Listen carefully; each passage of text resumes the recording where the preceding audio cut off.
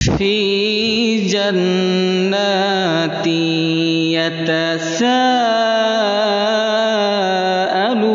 يتساءلون عن المجرمين ما سلككم في سقر في جنات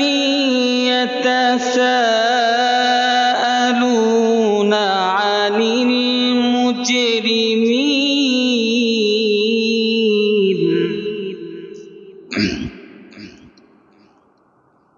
ما سلككم في سقر قالوا لم نك من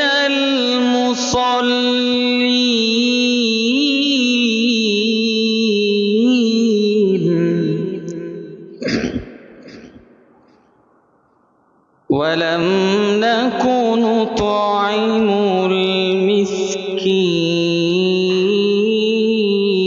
المسكين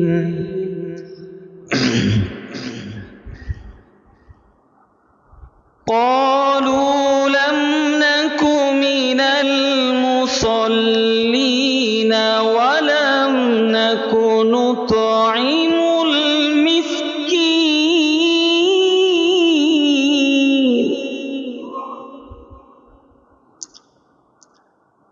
সূরা মুদ্দাসসির 29 নম্বর পারার 18 নম্বর পৃষ্ঠার 40, 41, 42, 43 এই আয়াতগুলোর মধ্যে আল্লাহ সুবহানাহু ওয়া তাআলা বলছেন ফি জান্নাতি ইয়াতাসাআলুন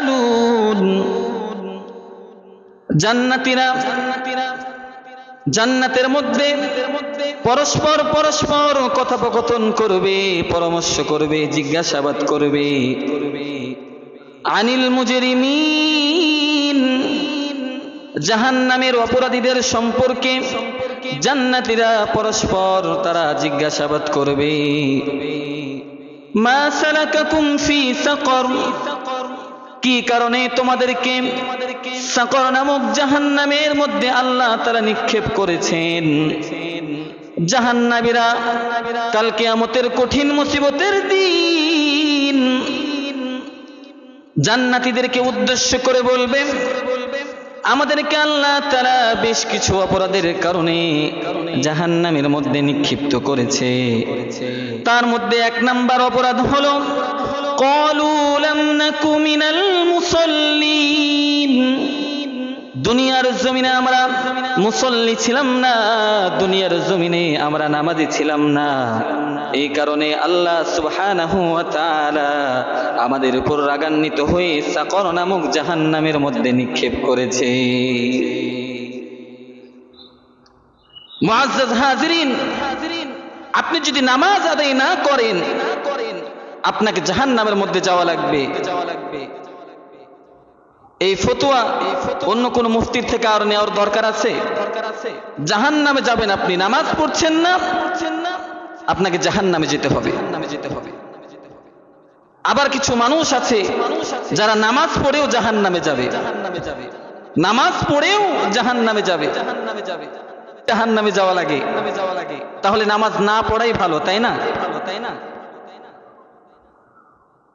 আল্লাহ সুবহানাহু ওয়া তাআলা বলছেন ফাওয়াইলুল লিল মুসাল্লিন আল্লাযীনা হুম আন সালাতিহিম সাহুন দুর্ভোগ ধ্বংস হোক ওই সমস্ত মুসল্লিরা, ওই সমস্ত নামাজিরা যারা তাদের নামাজের মধ্যে, যারা তাদের সালাতের মধ্যে গাফলতি করে, এই সমস্ত মুসল্লিরা ধ্বংস হয়ে যায়। মুআজ্জাজ হাজিরিন, নামাজকে নিয়ে যারা ঠাট্টা বিদ্রূপ করে, মসজিদে এসে নামাজের মধ্যে দাঁড়িয়েছে, নামাজ পড়তেছে, মসজিদে এসে ফ্যান গনে কয়টা ফ্যান আছে, নামাজ পড়তেছে, এরকম আছে না নাই বলেন তো? আছে। আল্লাহ তাআলা কোরআনে কারিমের 23 নম্বর সূরা আল মুমিনুনের মধ্যে বলেন, কদ আফলাহাল মুমিনুন, অবশ্যই মুমিনরা সফল কাম হয়ে গিয়েছে। আল্লাযীনা হুম ফি সলাতিহিম খাশিউন, যারা তাদের নামাজের মধ্যে খুশু খুজু আদায় করে। খুশু খুজু কি?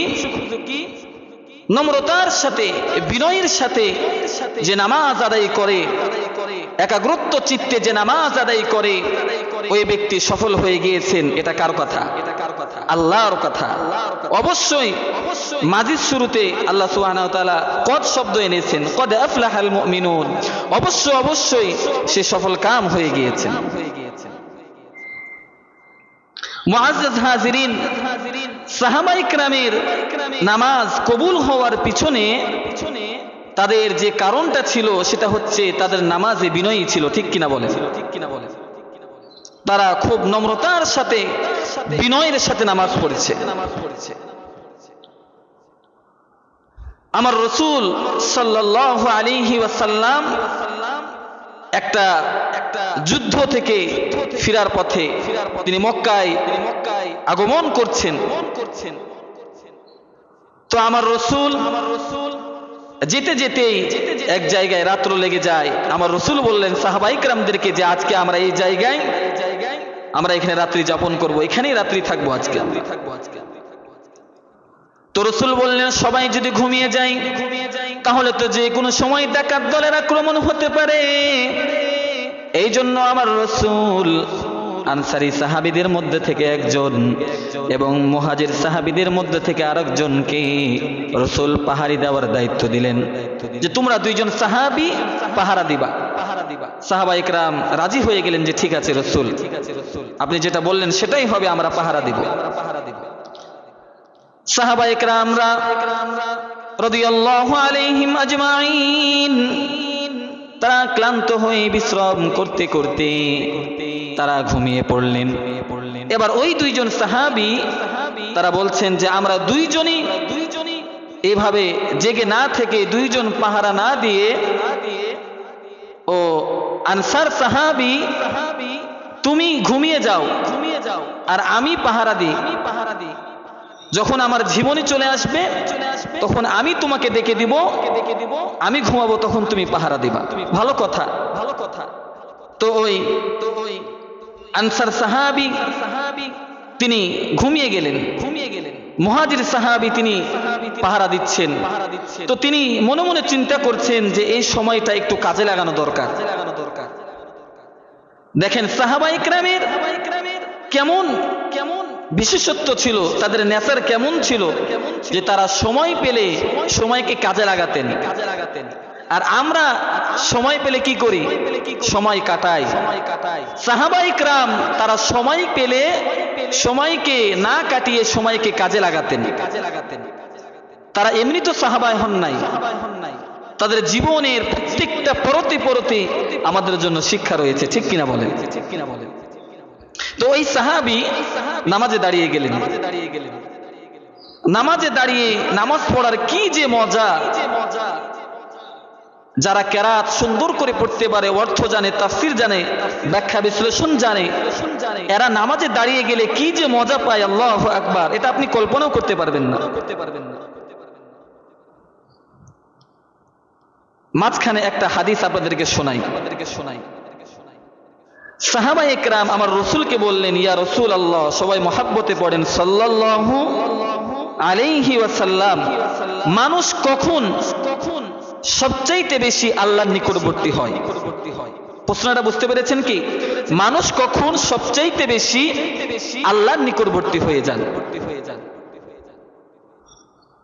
মুসলিম শরীফের 482 নম্বর হাদিসে বর্ণিত হয়েছে, রাসূলুল্লাহ সবাই মহব্বতে পড়েন সাল্লাল্লাহু আলাইহি ওয়াসাল্লাম বলেছেন, আকরাবু মা ইয়াকুনুল আবদু মির রাব্বিহি ওয়া হুয়া সাজিদুন, মানুষ যখন আল্লাহর কদমে সিজদায় লুটিয়ে পড়ে ওই সময় বান্দা আল্লাহর সবচাইতে বেশি নিকটবর্তী হয়ে যায়। সুবহানাল্লাহ বলেন। এই কারণে আমার রাসূল বলেছেন ফাকতারুদ দুআ, এই জন্য তোমরা সিজদায় গিয়ে বেশি বেশি আল্লাহর কাছে দোয়া করো। যে দোয়াটা করবা সেই দোয়া কবুল করার জন্য একজন বসে আছেন, তিনি কে? আল্লাহ। তো এই সাহাবী নামাজে দাঁড়িয়ে গিয়েছেন, তো দূর থেকে একজন কাফের সে দেখে বুঝতে পারছে না যে আসলে ওটা মানুষ দাঁড়িয়ে আছে নাকি গাছ দাঁড়িয়ে আছে। একদম সুন্দর করে একাগ্রিত চিত্তে সে নামাজ পড়তেছে, বিনয়ের সাথে নামাজ পড়তেছে। তাদের নামাজ ছিল কেমন দেখেন। আর আজকে আমরা নামাজে দাঁড়ালে একবার মাথা চুলকায়, একবার কান চুলকায়, পিঠ চুলকায়, মশা মারি, আবার যেটা সামনে দিয়ে উড়ে যায় ওটাও ধরে মারার চেষ্টা করি, ঠিক কিনা বলেন? একাগ্রত চিত্তে খুব সুন্দর করে যত্ন সহকারে নামাজ পড়তেছে। দূর থেকে কাফের সে সন্দেহের মধ্যে পড়ে গেল যে ওটা আসলে মানুষ নাকি গাছ। তো সন্দেহ দূর করার জন্য একটা তীর ওই কাফের টার্গেট করলেন। একটা তীর ওই কাফের টার্গেট করলেন, তীরটা ছুড়ে দিলেন। ওই তীরটা গিয়ে সাহাবীর বাম হাতে লেগে গেল। বাম হাতে তীরটা লাগার পরে ওই সাহাবী নামাজ ছাড়ছে না। আল্লাহু আকবার বলেন। কাফের তো সন্দেহ দূর হলো না, আবার তীর নিক্ষেপ করলেন। আবার তীরটা গিয়ে সাহাবীর বাম হাতের মধ্যে লেগে গেল। এইভাবে তিনটা তীর ওই কাফের নিক্ষেপ করেছে। সাহাবী এরপরেও নামাজ ছাড়ে না।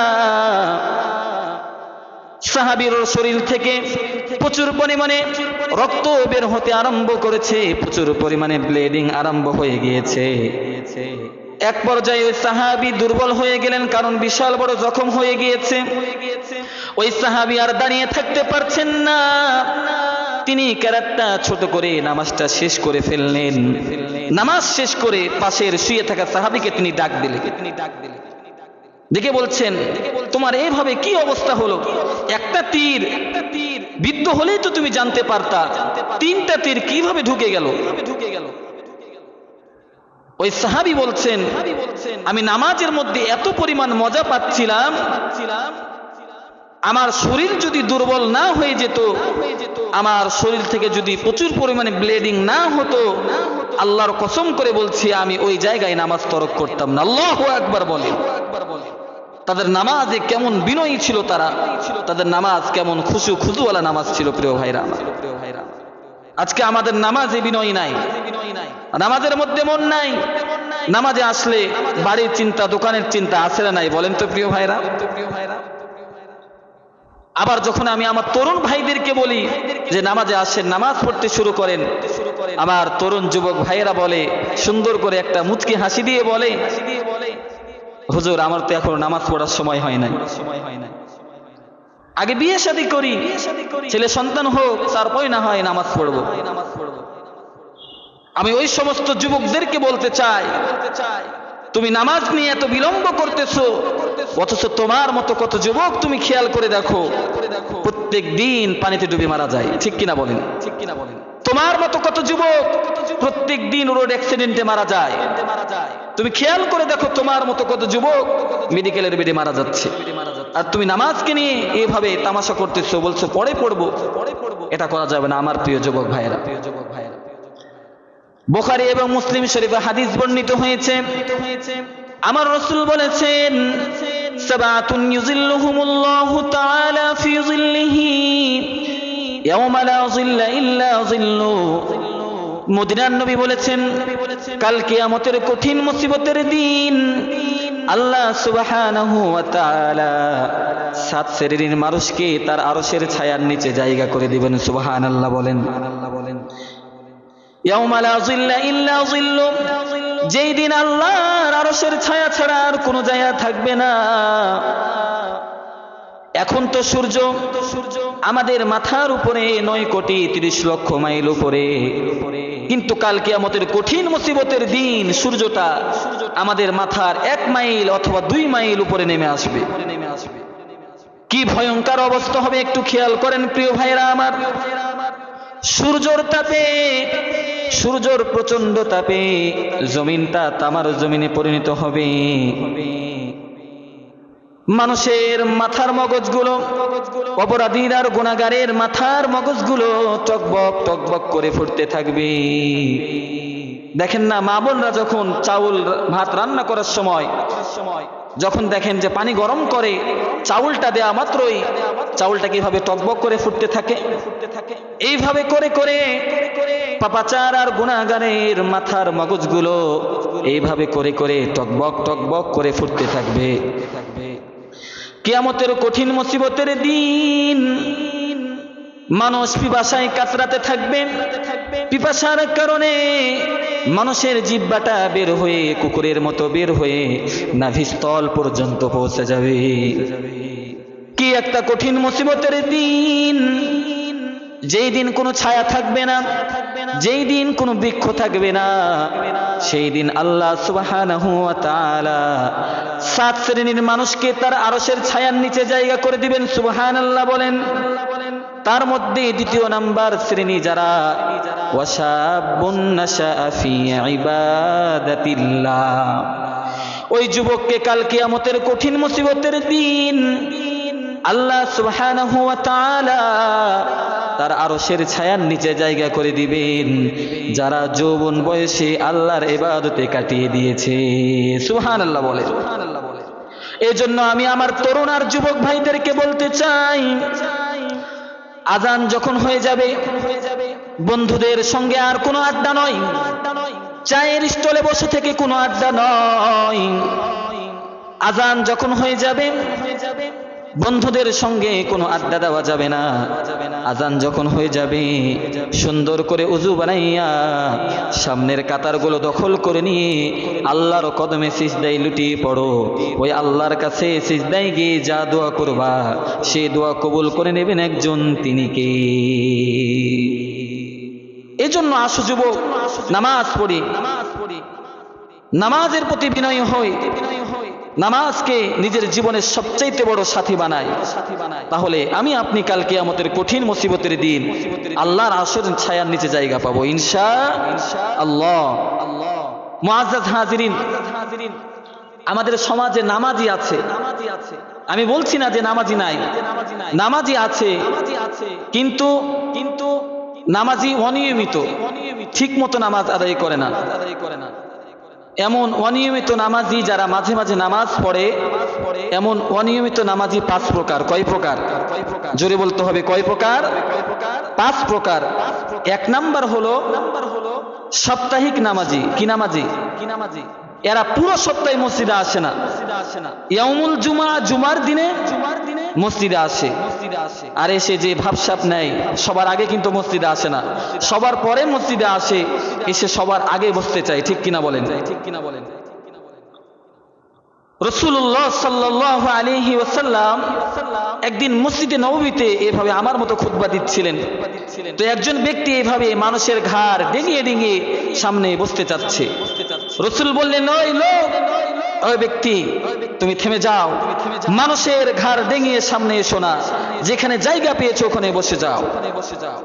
এজন্য মানুষের ঘাড় ডেঙিয়ে সামনে আসা যাবে না। আপনাকে সামনে বসতে হলে সবার আগে আসতে হবে। ঠিক কিনা বলেন? 5-7টা 35, একটু আনুপাতিক হারে মিলান তো।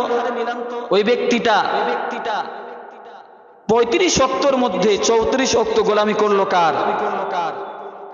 আর একবার গোলামি করলো কার? 34 ওয়াক্ত সে শয়তানের গোলামি করেছে, শয়তানকে খুশি করেছে, আর একবার খুশি করেছে আল্লাহকে। আল্লাহ তো এমন নামাজি হওয়ার জন্য আমাদেরকে দুনিয়াতে পাঠাই নাই। এরা হচ্ছে সাপ্তাহিক নামাজি।